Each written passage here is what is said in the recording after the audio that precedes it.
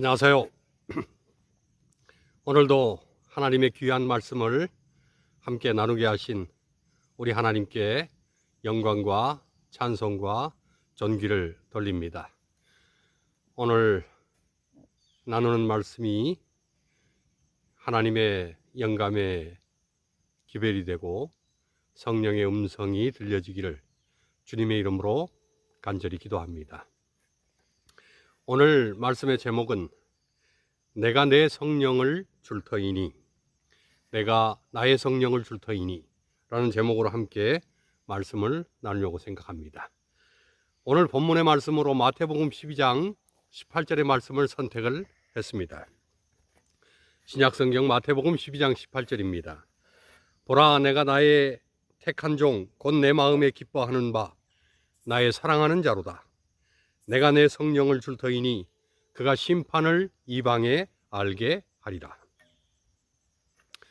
예수님의 제자였던 마태는 예수님의 행적에 대한 복음서를 기록하면서 이사야 42장 1절로 4절의 예언을 인용하여 예수님의 사역을 나타내고 있습니다. 마태는 이사야 선지자의 예언을 따라 예수님께서 하나님의 택하신 분이시오, 하나님이 기뻐하고 사랑하는 자라고 말을 하면서 예수님께서 사역을 하시는 것에 대해 네 가지 중요한 사항을 언급을 합니다. 이 네 가지 사항은 예수님의 사역을 하기를 원하는 이들에게도 너무나 중요한 기별임이 분명합니다.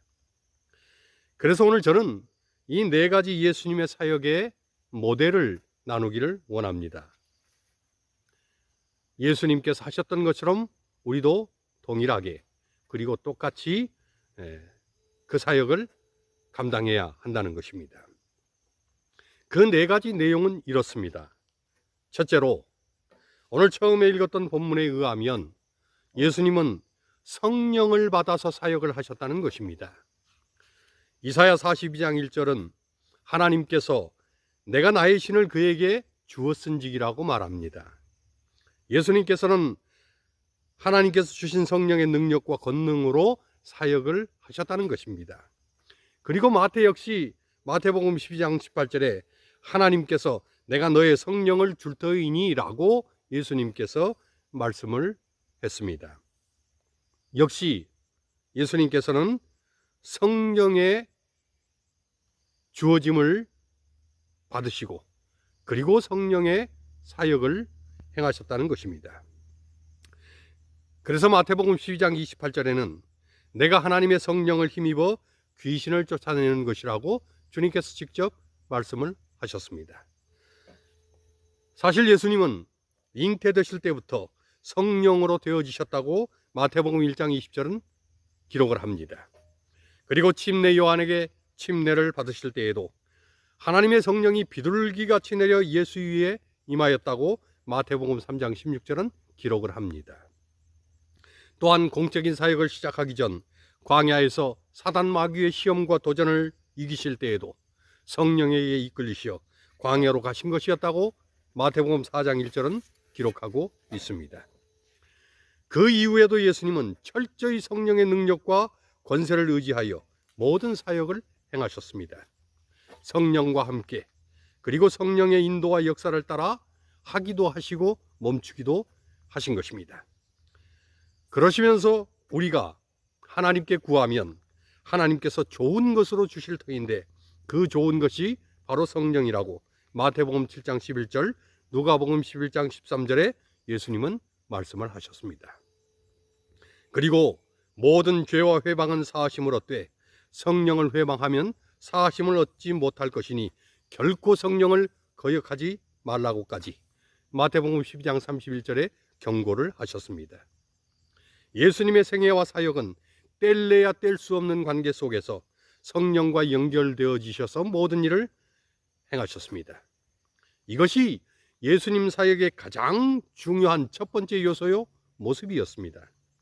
두 번째로, 오늘 처음 본문에 의하면 예수님은 받으신 성령을 통해서 심판을 이방에 알게 하셨다고 했습니다. 예수님께서 이 세상과 이방에 전하신 기별은 언제나 동일했고 그 기별은 언제나 한 가지였습니다. 그것은 심판이 있겠다는 것입니다. 그래서 공적 사역을 시작하시며 선포하신 첫 기별이 마태복음 4장 17절에 회개하라 천국이 가까웠다는 것이었습니다. 왜 회개해야 하는가? 심판이 있기 때문입니다. 천국이 가까웠다는 것은 무엇인가? 심판이 가까웠다는 것입니다. 회개 없이는 심판을 통과할 수 없고 심판을 통과하지 않고는 천국에 들어갈 수가 없는 것입니다. 사실 예수님께서 가르치신 말씀도 이 세상에서 잘 살자는 것이 아니었습니다. 예수님의 관심은 언제나 하늘이었습니다. 예수님께서 병자들을 고치신 것도 이 땅에서 건강하자는 것이 아니었습니다. 예수님은 치유와 함께 언제나 구원을 선포하셨습니다. 예수님의 관심은 언제나 구원과 영생이었습니다. 예수님께서 수많은 기사와 이적을 행하심도 이 땅에서 복을 받자는 것이 아니었습니다. 예수님은 이 땅에서 복 받는 것에는 전혀 관심이 없으셨습니다. 이 세상은 단지 하늘을 위해서, 심판을 위해서 준비해야 하는 곳이며 진정한 축복은 천국의 백성이 되는 것, 그것이 주님의 관심사셨습니다. 그래서 하나님도 예수님도 성령도 끊임없이 하늘을 말씀을 하십니다. 예수님은 이제 자신이 떠나가면 성령께서 본격적으로 오셔서 일하실 터인데 성령이 오시면 죄에 대하여, 의에 대하여, 심판에 대하여 세상을 책망하실 것이라고 요한복음 16장 8절에 말씀을 하셨습니다. 성령을 통하여 예수님께서 행하신 사역은 심판을 알게 하는 것이었습니다. 이것이 예수님 사역의 두 번째 요소요 모습이었습니다. 세 번째로 예수님은 다투지도 들레지도 않으셨다고 했습니다. 다투다는 말의 헬라어 원어인 에리조는 논쟁이나 말다툼을 의미합니다. 예수님을 공격하고 흠을 잡으려던 바리새인들과 서기관들은 끊임없이 예수님을 공경에 빠뜨리려 했습니다. 예수님은 사실 얼마든지 비난과 모함에 논리적으로 대항하실 수 있으셨습니다. 예수님이 하셨던 모든 사역들은 충분히 정당하고 그리고 생명을 주는 일이었습니다. 그러나 예수님은 단 한 번도 다투거나 언쟁을 하지 않으셨습니다. 오히려 겸손히 오직 십자가만을 향해 걸어가셨습니다. 도리어 십자가를 지시기 전날 겟세마네에서 체포가 되셨을 때에 수제자였던 베드로는 검을 빼어 대제사장의 종인 말고의 귀를 베어버렸습니다. 그러자 예수님은 마태복음 26장 52절에 검을 도로 꽂으라고 하시고 검을 가진 자는 다 검으로 망한다고 하셨습니다. 그리고 말고의 귀를 만져서 낫게 하셨습니다. 예수님은 논쟁이 아니라 사명을 향해 가셨습니다. 그리고 다툼이 아니라 화목을 향해 가신 것입니다. 또한 예수님은 들레지도 않으셨습니다. 들레다는 말의 헬라어 원어는 크라우가조입니다. 이 말에서 영어 단어인 울다, 부르짖다, 외치다는 크라이가 나왔습니다. 선지자 이사야는 이사야 42장 2절에 그가 외치지 아니하였다고 말을 하면서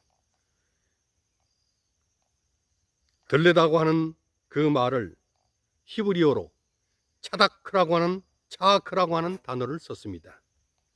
이 차크라고 하는 단어는 무엇인가 억울함과 분통함을 호소하고 자신을 좀 봐달라고 하는 그런 의미를 가지고 있습니다. 그런데 예수님은 소리치지도 분통함을 나타내지도 나를 알아달라고도 전혀 하지 않으셨다는 것입니다. 예수님은 성령을 통해서 철저히 자신을 부인하고 자기 부정의 길을 끝까지 그리고 묵묵히 가신 것입니다. 또한 예수님은 철저히 자신의 메시아 신분을 감추셨습니다. 자신의 사역을 통해서 예수님이 메시아이심을 보고 겪고 체험한 후에 제자들이 스스로 알게 되기까지 때를 기다리신 것입니다. 예수님은 얼마든지 자신의 능력을 과시하고 자신이 누구인지를 뽐내고 나타내실 수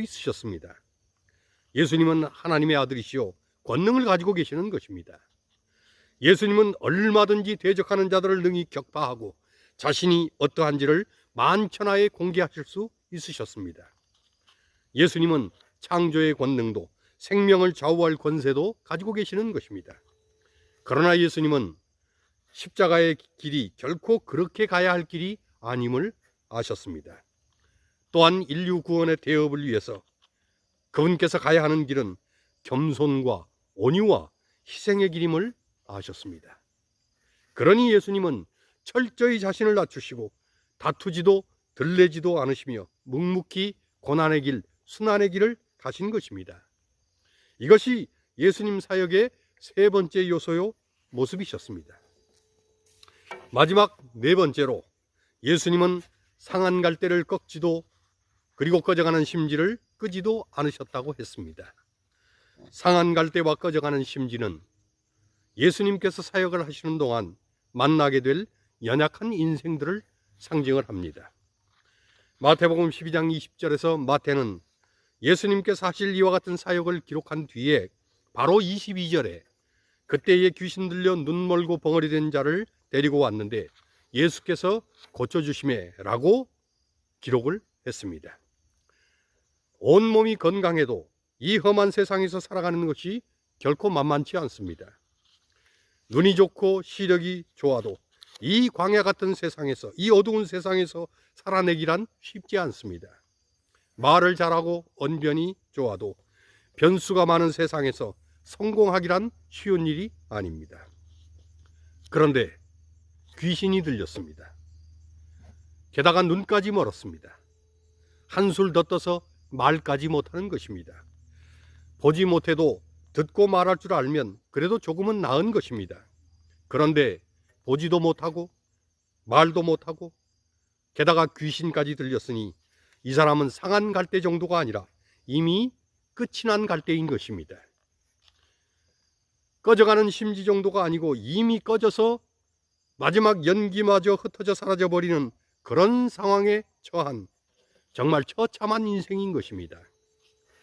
유대사회에서 이런 사람은 저주받은 인생이라고 해서, 그리고 이런 자와 접촉하면 부정하다고 해서 누구도 근접을 안 하는 것입니다. 그런데 예수님은 그의 손을 잡으셨습니다. 예수님은 그의 눈을 비비셨습니다. 그에게서 귀신을 쫓아내셨습니다. 상한 갈대가 싱싱한 갈대가 되고 꺼져가는 심지가 환한 등불이 되도록 그를 고치고 치유하고 회복시키고 구원하신 것입니다. 예수님은 인간의 연약함을 아십니다. 예수님은 인간의 나약함을 아십니다. 예수님은 인간의 무력함을 아십니다. 아무리 한때 큰 소리를 쳐도 결국은 상한 갈대임을 아십니다. 베드로가 죽는 자리라도 자기는 예수님을 떠나지 않을 것이라고 큰 소리를 쳤지만 닭이 울기 전에 3번씩이나 게다가 저주하며 주님을 부인할 것을 아시는 것입니다. 아무리 호언장담하고 기고만장해도 결국은 꺼져가는 심지임을 아십니다. 거인 골리앗이 하나님을 무시하고 소리를 지르며 기골이 장대함을 과시했지만 다윗의 돌팔매 한 방이면 끝이 날 것을 하나님은 아시는 것입니다. 그런데 감사한 것은 주님께 나오기만 하면 그런 상한 갈대를 절대로 꺾지도 버리지도 않으신다는 것입니다. 너무나 감사한 것은 주님께 나아가기만 하면 그런 꺼져가는 심지를 절대로 끄지도 버리지도 않으신다는 것입니다. 예수님은 긍휼과 자비와 인애와 용서와 사랑이 끝이 없는 분이십니다. 예수님은 그 마음이 영원히 변함이 없으신 분이십니다. 그 사실을 예수님은 십자가를 통해 보이신 것입니다. 우리를 진심으로 사랑하시고 죄인을 진심으로 불쌍히 여기시는 우리 하나님께, 우리 주님께 진심으로 영광과 찬송과 경외를 올립니다. 예수님은 약하면 약할수록 세워주시고 쓰러지면 쓰러질수록 일으키시고 주저앉으면 주저앉을수록 붙잡아 주십니다. 이것이 바로 예수님의 사역의 네 번째 요소요 모습이셨습니다. 이제 중요한 것은 이와 같은 예수님의 사역이 예수님만으로 끝난 것이 아니라는 것입니다. 예수님은 예수님께서 하셨던 이 사역을 우리에게 위임을 하셨습니다. 요한복음 14장 12절은 내가 진실로 진실로 너희에게 이르노니 나를 믿는 자는 나의 하는 일을 저도 할 것이요 또한 이보다 큰 것도 하리니라고 말씀을 하셨습니다. 그렇다면 우리도 예수님처럼 예수님과 같은 사역을 감당해야 합니다. 어떻게 하면 그렇게 할 수 있으며 어떻게 하는 것이 그렇게 할 수 있는 방법일까? 예수님은 오늘 우리에게 주신 기별을 통해서 네 가지를 알려주시는 것입니다. 첫째로 우리가 성령을 받으면 성령의 능력과 권능으로 동일한 사역을 감당하게 된다는 것입니다. 그러니 우리도 성령을 구하고 성령의 사람이 되면 됩니다. 둘째로 우리도 성령을 통해서 심판의 기별을 알려야 한다는 것입니다. 특별히 이 마지막 시대를 위해서 하나님은 새 천사의 기별을 우리에게 사명으로 맡기셨습니다. 그런데 이 새 천사의 기별의 핵심은 역시 심판이 이르렀다는 것입니다. 그러니 우리는 심판을 알리고 경고해야 합니다. 그리고 늦은 비성령을 받고 큰 외침, 나팔 같은 심판의 기별을 외쳐야 하는 것입니다. 세 번째로 우리 역시 다투지도 들레지도 않아야 합니다. 논쟁을 할 필요도 없고 나를 알아달라고 소리칠 필요도 없습니다. 우리가 누구인지, 우리가 무엇을 믿는지 말이 아니라 삶으로 보여주어야 합니다. 예수님은 사실 자신이 메시아이심을 십자가를 지시는 몇 날 전까지도 드러내지를 않으셨습니다. 그러나 삶으로, 사역으로 자신의 어떠함을 보이셨습니다. 최근 저희 리치몬드 교회에서 제빵교실과 무료 이발 봉사를 하면서 우리의 사심없는 사역이 순수하게 인식될 때까지는 교회라고 하는 간판도 그 이름도 잠시 들레지 말자고 했습니다. 이 때문에 부담을 느끼는 교인들도 있습니다. 그러나 시간이 지나면 자연히 모든 것이 드러나고 보여질 때가 옵니다. 그때까지 들렐 필요 없이 묵묵히 사역을 감당하면 좋겠습니다. 지난 일요일 이제 한 텀을 마치고 제빵 전시회에 50명 가까운 사람들이 참석을 하시고 아주 좋은 시간을 함께 보냈습니다. 예수님께서 믿음이 없거나 자신이 없어서 메시아 되심을 들레지 않은 것이 아닙니다. 우리 역시 마찬가지입니다. 어쩌면 우리의 삶과 성품은 전혀 그리스도인 같지 않으면서 말로만 안식일이니 심판이니 그렇게 하면 도리어 기별의 통로를 막아버리게 될 수도 있습니다. 그러니 말없이 봉사하고 자아를 부인하는 십자가의 길을 우리가 묵묵히 따라 나아가면서 먼저 삶으로 진리를 보여주고 그 다음에 말씀을 가르치면 잘 준비된 영혼들을 풍성히 얻을 수 있게 하실 것입니다. 성령께서 그렇게 하시는 것입니다. 네 번째로 우리 역시 상한 자들, 꺼져가는 자들을 귀히 여기고 그들을 돌보고 그들을 안아줘야 한다는 것입니다. 사실 예수님 없는 이들은 다 상한 자들이고 꺼져가는 자들입니다. 그러니 그들을 불쌍히 여기고 측은히 여겨야 합니다. 또한 실제적으로 삶이 어렵고 생활이 어려운 이들도 있습니다. 여러 가지 장애와 불치의 병들로 신음하는 이들이 있습니다. 그들을 돕고 그들에게 용기를 주고 영생의 소망으로 그들을 위로하는 일, 이것이 또한 우리의 몫일 것입니다. 예수님께서 보이신 이 네 가지 사역의 모습과 모본은 오늘 내 삶과 믿음 안에서 그대로 재현되고 구현되어져서 작은 예수로서 사명과 사역을 힘껏 감당해야 할 것입니다. 그렇게 그 사명을 주님처럼 또 주님의 마음으로 힘있게 감당하다가 주님의 재림의 날 그 영광의 자리에 우리 모두가 서게 되기를 간절히 기원합니다. 그러기 위해서 꼭 성령 받으시길 바랍니다. 반드시 성령 충만하시기를 바랍니다. 마라나다, 주 예수여 속히 오시옵소서. 아멘.